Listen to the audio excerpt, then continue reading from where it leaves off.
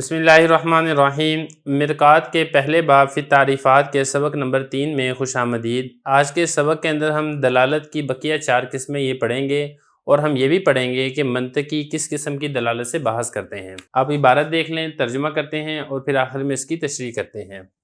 وَثَالِثُهَا اللفظیۃ العقلیۃ کدلالۃ لفظ دیز المسموع من وراء الجدار علی وجود اللافظ، ورابعها غیر اللفظیۃ الوضعیۃ کدلالت دوال الاربع علی مدلولاتها، وخامسها غیر اللفظیۃ الطبعیۃ کدلالت سہیل الفرس علی طلب الماء والکلاء، سادسها غیر اللفظیۃ العقلیۃ کدلالت الدخان علی النار، فهذه 6 دلالات، والمنطقی انما يبحث عن الدلالة اللفظية الوضعية لأن إفادة للغير والاستفادة من الغير إنما يتيسر بها بسهولة بخلاف غيرها، فإن الإفادة والاستفادة بها لا يخلو عن صعوبة هذا۔ عبارت ہوگی ہے، اس کا ترجمہ دیکھ لیں پھر اس کی تشریح کرتے ہیں۔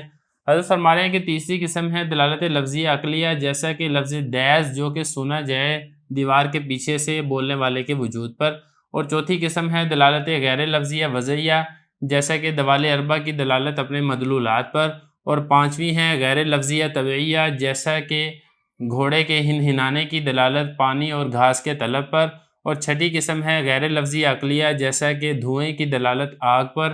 یہ 6 دلالتیں ہیں اور منطقی صرف بحث کرتا ہے دلالت لفظیہ وضعیہ سے، اس لیے کہ دوسرے کو فائدہ پہنچانا اور دوسرے سے فائدہ حاصل کرنا وہ اسی دلالت کے ذریعے سہولت سے حاصل ہوتا ہے، بخلاف ان کے علاوہ سے، اس لیے کہ افادہ اور استفادہ ان کے علاوہ کے ساتھ اس قسم کی تکلیف سے خالی نہیں ہوتا۔ دیکھیں، دلالت کی ہم اس سے پہلے 2 قسمیں پڑھ چکے ہیں۔ دلالت لفظیہ وضعیہ ہم نے پڑھ لی تھی، دوسری ہم نے پڑھی تھی دلالت لفظیہ طبعیہ۔ یہاں سے دلالت لفظیہ تیسری قسم بیان کی جا رہی ہے، دلالت لفظیہ عقلیہ۔ دلالت لفظیہ عقلیہ کیا ہوتا ہے؟ جس میں دال وہ لفظ ہوتا ہے اور جو دلالت ہوتی ہے وہ بذریعہ عقل ہوتی ہے۔ مثال کے طور پہ آپ نے دیوار کے پیچھے سے ایک لفظ سنا، دیز۔ اب یہ جو دیز کا لفظ آپ نے سنا ہے، اس کا کوئی معنی نہیں ہے، یہ مہمل لفظ ہے، لیکن اس لفظ سننے سے آپ کی عقل نے یہ فیصلہ کر دیا کہ دیوار کے پیچھے کوئی نہ کوئی شخص موجود ہے جس نے یہ لفظ ادا کیا ہے۔ تو یہ فرمایا کہ تیسری قسم ہے دلالت لفظیہ عقلیہ کی، جیسا کہ لفظ دیز کی دلالت جو کہ سنا جائے دیوار کے پیچھے سے علی وجود اللافظ، لافظ یعنی بولنے والے کے وجود پر۔ دیکھیں، دیوار کے پیچھے سے اس لیے ذکر کیا ہے، اگر دیوار کے پیچھے نہیں ہے، آپ کے سامنے موجود ہے، تو اس وقت جو دلالت ہوگی وہ دلالت آپ کے دیکھنے کی وجہ سے ہوگی، اس کے بولنے کی وجہ سے دلالت نہیں ہوگی، عقل کی وجہ سے دلالت نہیں ہوگی۔ یہ ہوگی تیسری قسم۔ اب اس کے بعد دیکھیں، اب آگے بتا رہے ہیں غیر لفظیہ کی 3 قسمیں شروع ہوں گی۔ لفظیہ کی 3 قسمیں مکمل ہو گئی ہیں، اب غیر لفظیہ میں پہلی قسم وضع، دوسری قسم اس میں ہوگی طبع، اور تیسری قسم اس کے اندر ہوگی عقل۔ تو فرما رہے ہیں کہ چوتھی قسم دلالت غیر لفظیہ وضعیہ، جیسا کہ دوال اربع کی دلالت اپنے مدلولات پر، یعنی یہ جو قسم ہے اس میں جو دلالت ہوگی بطور وضع کے ہوگی، مقرر کرنے کی وجہ سے ہوگی، لیکن اس کے ساتھ ساتھ یہ جو دلالت ہے اس میں جو دال ہے وہ لفظ نہیں ہوگا۔ اب اس کی مثال کیا ہے؟ مثال حضرت نے نہیں دی ہے، بس صرف اتنا کہا ہے جیسا کہ دوال اربع اپنے مدلولات پر دلالت کرتے ہیں۔ اب دوال اربع کہتے کسے ہیں جو اپنے مدلولات پر دلالت کرتے ہیں؟ اس کو بھی تھوڑا سا سمجھ لیں۔ دیکھیں، دلال اربع سے مراد ہے خط، عقد، نصب اور اشارہ۔ اب ان کو بھی ایک ایک کر کے دیکھ لیں۔ خط کہتے ہیں لکیر کھینچنا، مختلف لکیریں کھینچی جاتی ہیں جو کہ دلالت کرتی ہیں۔ مثال کے طور پہ اب میں نے یہ ایک لکیر کھینچی ہے اس طریقے سے کر کے، اب یہ جو میں نے لکیر کھینچی ہے اب یہ دلالت کرتی ہے 4 کے اوپر۔ اب یہ لفظ نہیں ہے، کیونکہ لفظ تو وہ ہوتا ہے نا جو آپ اپنی زبان سے ادا کرتے ہیں، یہاں پہ لفظ نہیں ہے، لیکن ہم نے اس کو مقرر اور خاص کر دیا ہے 4 کے لیے، تو یہ خط ہے جو کہ 4 پر دلالت کرتا ہے۔ اسی طریقے سے سارے الفاظ ہیں، یہ مرقات، یہ ایک خط ہے، ایک لکھی ہوئی لکیریں ہیں جو کہ دلالت کرتی ہیں مرقات کے اوپر۔ اسی طریقے سے سہولہ، یہ کچھ لکیریں ہیں جو کہ سہولت پر دلالت کرتی ہیں۔ یہ تو ہو گیا خط۔ اب دوسرے نمبر پہ سمجھیں عقد۔ عقد کا مطلب ہوتا ہے باندھنا، اس سے مراد عقد انامل آپ دیکھ لیں، عقد انامل انگلیوں کو باندھنا، انگلیوں کو باندھ کر مختلف قسم کے اشارے کیے جاتے ہیں جو مختلف تعداد کے اوپر دلالت کرتے ہیں۔ بہرحال یہاں پہ بحث کرنے کی ضرورت نہیں ہے، صرف آپ یہاں سے اتنا سمجھ لیں۔ اور تیسری قسم ہے نصب۔ نصب یعنی جو انسان کسی چیز کو مقرر کر دیتے ہیں، جیسے مثال کے طور پہ روزہ کھلنے کے لیے ہم نے سائرن کو مقرر کر دیا ہے کہ افطاری کے وقت سائرن بجتا ہے، یا اسی طریقے سے گاڑی جب چل رہی ہو تو گاڑی کو سٹاپ کرنے کے لیے، ٹریفک کو روکنے کے لیے لال رنگ کا اشارہ ہم نے یہ مقرر کر دیا ہے، ٹریفک کو چلانے کے لیے ہم نے سبز رنگ کا اشارہ یہ مقرر کر دیا ہے۔ کوئی بھی اشارہ، کوئی بھی علامت جو انسان مقرر کرتا ہے اور وہ لفظ نہیں ہوتا ہے، اس کو نصب کہا جاتا ہے۔ اور چوتھی قسم ہے اشارہ۔ اشارے کے ذریعے سے بھی دلالت ہوتی ہے، مثال کے طور پہ میں اشارہ کرتا ہوں ایسے، تو اس کا مطلب ہے کہ میں اپنے مخاطب کو اپنے پاس بلا رہا ہوں، یا میں اس کو اشارہ اس طریقے سے کرتا ہوں سر کو ہلا کے، تو اب یہ نفی کے اندر اشارہ ہو رہا ہے۔ اگر میں اوپر نیچے اشارہ کرتا ہوں تو یہ اشارہ اس بات کے اندر ہے۔ تو اب یہ دیکھیں، یہ جو مختلف قسم کے اشارے ہیں یہ بھی مختلف قسم کی چیزوں کے اوپر دلالت کرتے ہیں، اور یہ ہم نے مقرر کیا ہوا ہے، اس لیے دلالت وضعیہ تو ہے، لیکن یہ یہاں پہ چونکہ دلالت لفظ نہیں ہے اس لیے اس کو دلالت غیر لفظیہ کہا جاتا ہے۔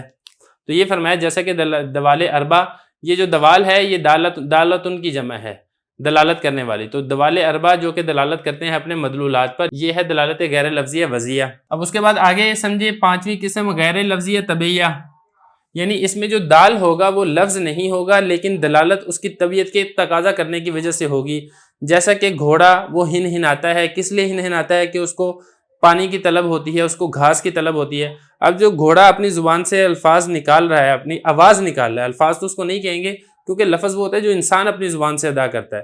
اب گھوڑے کی آواز وہ لفظ نہیں ہے، لیکن یہ جو آواز ہے یہ اس کے طبیعت کے تقاضا کرنے کی وجہ سے ہو رہی ہے، جو دلالت کر رہی ہے کہ اس کو پانی کی طلب ہے، جو دلالت کر رہی ہے کہ اس کو گھاس کی طلب ہے۔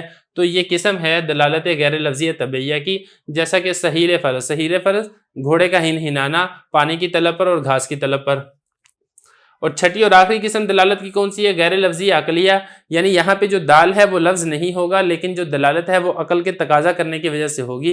جیسے کہ جو دھواں ہے، آپ نے دھواں دیکھا تو آپ کی عقل فوراً بتا دے گی کہ دھواں ہے تو لازمی بات ہے آگ بھی لگی ہوگی۔ آپ نے دھوپ دیکھی تو آپ کی عقل آپ کو بتا دے گی کہ اگر دھوپ ہے تو سورج بھی نکلا ہوا ہے۔ کمرے کے اندر کولنگ تھی تو کولنگ سے آپ کی عقل آپ کو بتا دے گی کہ اے سی چل رہا ہے۔ تو فرمایا دلالت غیر لفظی عقلیہ، جیسا کہ دھوئیں کی دلالت آگ پر۔ یہ 6 قسم کی دلالتیں ہیں، یعنی دلالت لفظیہ کی 3 قسمیں ہو جائیں گی۔ کون سی؟ دلالت لفظیہ وضعیہ، طبیعیہ اور عقلیہ۔ اور اسی طریقے سے غیر لفظیہ کی بھی 3 قسمیں ہو جائیں گی، وضعیہ، طبیعیہ اور عقلیہ۔ لیکن یہ جو 6 قسم کی دلالتیں ہیں، منطقی ان میں سے جو بحث کرتے ہیں وہ صرف اور صرف دلالت لفظیہ وضعیہ سے بحث کرتے ہیں۔ وہ کیوں؟ باقی دلالتوں سے بحث کیوں نہیں کرتے؟ تو 6 میں سے صرف ایک قسم سے بحث کرتے ہیں۔ اس کی وجہ یہ ہے کہ افادہ عن الغیر، یعنی دوسرے کو فائدہ پہنچانا، اور استفادہ عن الغیر، دوسرے سے فائدہ حاصل کرنا، یہ صرف پہلی قسم سے ہی ممکن ہے۔ کون سی قسم؟ دلالت لفظیہ وضعیہ سے۔ اسی سے آپ دوسرے کو فائدہ پہنچا سکتے ہیں، اسی سے دوسرا آپ سے فائدہ حاصل کر سکتا ہے۔ یہ فرمایا کہ جو منطقی ہے وہ تو صرف دلالت لفظیہ وضعیہ سے بحث کرتا ہے، اس لیے کہ افادۃ للغیر، غیر کو فائدہ پہنچانا، و استفادۃ من الغیر، اور دوسرے سے فائدہ حاصل کرنا، یہ اسی دلالت سے سہولت کے ساتھ ممکن ہوتا ہے، بخلاف باقی دلالتوں کے۔ اب یہاں پہ یہ سمجھنا کہ باقی دلالتوں سے آپ اس طریقے سے فائدہ کیوں نہیں حاصل کر سکتے؟ دیکھیں جو باقی 5 دلالتیں ہیں ان میں سے 3 دلالتیں تو وہ غیر لفظ ہیں۔ جب وہ غیر لفظ ہیں تو لفظ ہے ہی نہیں ہے، تو آپ کس طریقے سے دوسرے کو سمجھائیں گے؟ تو اس لیے 3 دلالتیں تو ویسے نکل گئیں۔ اب جو 2 دلالتیں رہ گئی ہیں وہ ایک ہے طبیعیہ اور دوسری ہے عقلیہ۔ اب طبیعت اور عقل کے اعتبار سے لوگ مختلف ہوتے ہیں، اپنی عقل کے اعتبار سے مختلف ہوتے ہیں، طبیعت کے تقاضا کرنے کے اعتبار سے مختلف ہوتے ہیں، اس لیے ان دونوں دلالتوں سے بھی سمجھنا اور سمجھانا یہ بڑا مشکل کام ہے۔